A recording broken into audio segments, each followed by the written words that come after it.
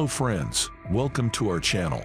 In today's episode, we will take you on a short journey to 1956. The main characters of our story are Barbara and Patricia Grimes sisters, who mysteriously disappeared decades ago. They were aged 13 and 15. Both were Elvis Presley's fans. They went to the cinema to watch Elvis Presley's famous movie Love Me Tender one day, but the girls never returned home. The entire US was shocked by what happened to them. So what happened 68 years ago? What happened after the two sisters left home to go to the cinema? It was December 17, 1956, 19:30 o'clock. The Grimes sisters said goodbye to their mother and left the house to watch Elvis Presley's movie, unaware that it was the last time they would see their mother. They had to take a bus from the stop 2 blocks away. In fact, they had watched the movie 14 times before, but like many people at that time, they were fascinated by Elvis Presley when the singer's popularity was at its peak. For this reason, they could not prevent their inner passion and once again set out to see the celebrity on the screen. The destination was the Brighton Cinema, which was the closest cinema to their home.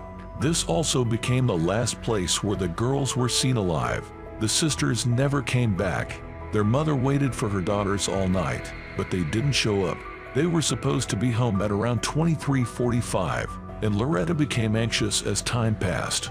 The woman sent her other 2 kids to the bus stop to wait for their siblings. 3 buses arrived at the station that night, but the sisters were not in any of them. Their siblings returned from the station empty-handed, and Loretta soon realized that something was wrong. She immediately called Patricia's friend in an attempt to get some information. Patricia's friend Dorothy Weinert had also gone to the same cinema that evening. When she picked up the phone, she told Loretta that her daughters had a lot of fun in the movie and that they had no problems.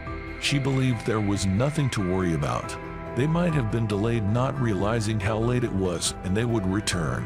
But it didn't happen, and there was no news from the girls in the following hours. Everyone understood the seriousness of the situation. Police and the neighbors started searching for the sisters everywhere, but not even the slightest trace of the girls was found. By that time, the incident made it to news channels, radio, and newspapers.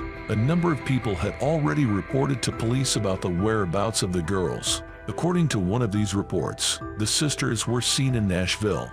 This immediately brought to mind the possibility that the girls ran away from home to see Elvis Presley after the movie was over.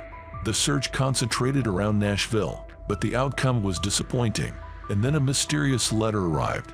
In the letter, a man who claimed to have abducted the girls said that he would release girls in exchange for money.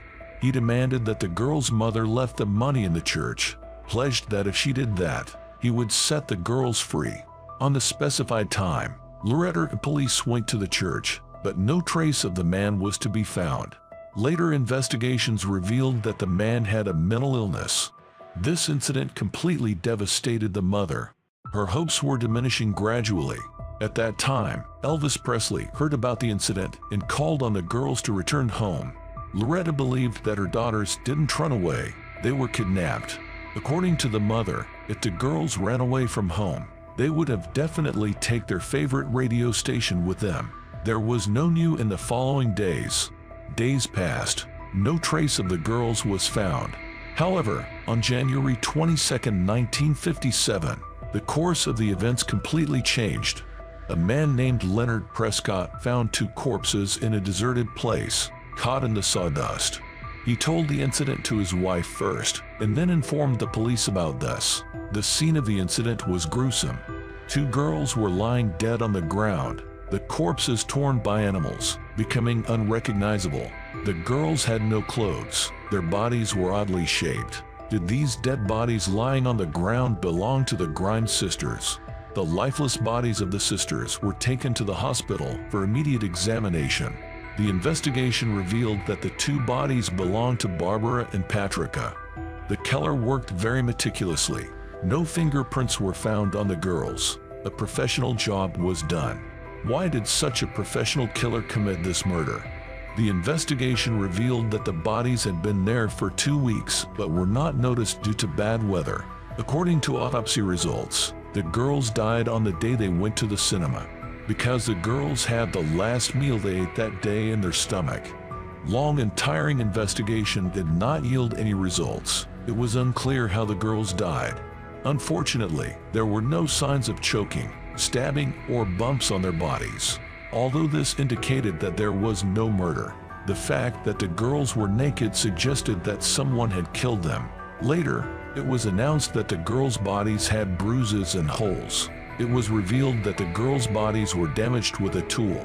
Examinations revealed that Barbara was also raped. This information shocked everyone because up to that moment, the media claimed that it was not a murder case. A year after the murder, serial murders with similar characteristics started occurring. Now the victims were men. As happened to the sisters, the dead bodies of children going to the movies were thrown into desolate places. What happened to the boy named Bonnie Lee Scott was exactly what had happened to the Grimes sisters. The boy, who was the same age as the Grimes sisters, was killed just like them. Scott's story did not end like that of the Grimes sisters. The investigation yielded result, and Scott's murderer was identified. It was Charles Melquist, who had the past filled with crimes. He had killed, extorted, or injured dozens of people. The killer confessed after long-lasting investigation.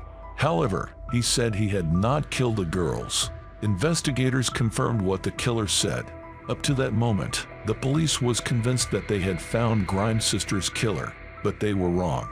The girl's mother was pleading with the cops to find a killer. To comfort the grieving mother, the police promised to solve the crime, but their work did not yield any results. The murderer was not found. The mother never moved from her house, hoping that her daughter's killer would be found one day. She continued to investigate the crime using her own methods, but no effort was enough to solve the mysterious incident. Loretta passed away at the age of 83. Grimes sisters' murder recently dominated the social media, with volunteers investigating the crime. However, considering how many years have passed, the chances to solve this mystery are very slim.